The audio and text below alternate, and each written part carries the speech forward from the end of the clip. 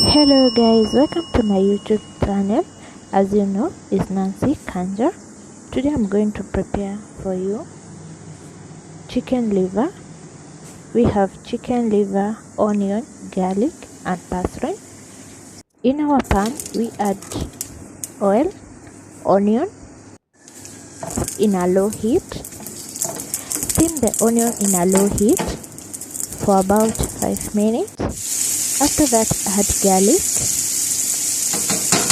The garlic, you don't have to overcook it, so you have to steam it for 2 minutes. After 2 minutes, add the liver, our chicken liver. As you know, the chicken liver is very soft, so we have to cook it in a low heat, and it doesn't take a lot of time. It takes 10 minutes to 15 minutes, so steam it for 10 minutes. After 10 minutes, add your salt, black pepper and the spices of your choice.